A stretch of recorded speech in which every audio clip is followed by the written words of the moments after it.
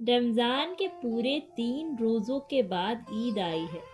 कितना मनोहर, कितना सुहावना प्रभात है। वृक्षों पर अजीब हरियाली है।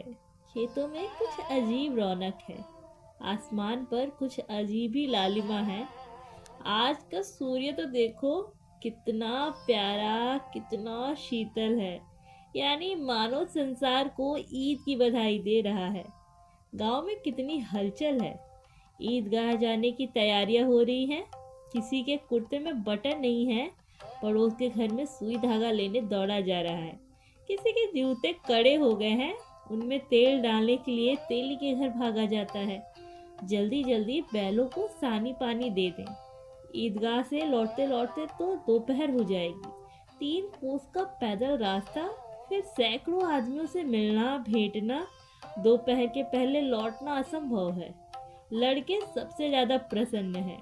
किसी ने एक रोजा रखा है, वह भी दोपहर तक।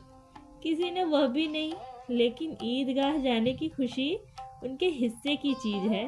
रोजे बड़े बूढ़ों के लिए होंगे, इनके लिए तो ईद है। रोज ईद का नाम रटते थे, आज वह आ गई। अब जल्दी पड़ी है कि लोग ईदगाह क्यों नहीं चलते। इन्हें गृहस्थी चिंताओं से क्या प्रयोजन। सेवइयों के लिए दूध और शक्कर घर में है या नहीं, इनकी बला से तो ये सेवइयां खाएंगे। वह क्या जाने कि अब्बाजान क्यों बदहवास चौधरी कायम अली के घर दौड़े जा रहे हैं। उन्हें क्या खबर कि चौधरी आंखें बदल ले तो ये सारी ईद मुहर्रम हो जाए। उनकी अपनी जेबों में तो कुबेर का धन भरा हुआ है। बार बार जेब से अपना खजाना निकाल कर गिनते हैं और खुश होकर फिर रख लेते हैं। महमूद गिनता है, 1 2 10 12। उसके पास 12 पैसे हैं। मोहसिन के पास तो 1 2 3 8 9 15 पैसे हैं। इन्हीं अनगिनत पैसों में अनगिनती चीजें लाएंगे। खिलौने, मिठाइयाँ, बिगुल, गेंद और जाने क्या क्या।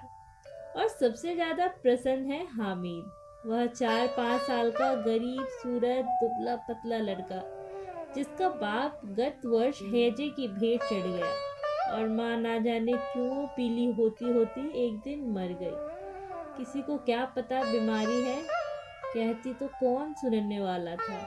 दिल पर जो कुछ बीतती थी वह दिल में ही सहती थी, और जब ना सहा गया तो संसार से विदा हो गई। अब हामिद अपनी बूढ़ी दादी अमीना के गोद में सोता है और उतना ही प्रसन्न है। उसके अब्बाजान रुपए कमाने गए हैं, बहुत सी थैलियां लेकर आएंगे। अम्मी जान अल्लाह मियाँ के घर से उसके लिए बड़ी अच्छी अच्छी चीजें लाने गई हैं, इसलिए हामिद प्रसन्न है। आशा तो बड़ी चीज है, और फिर बच्चों की आशा।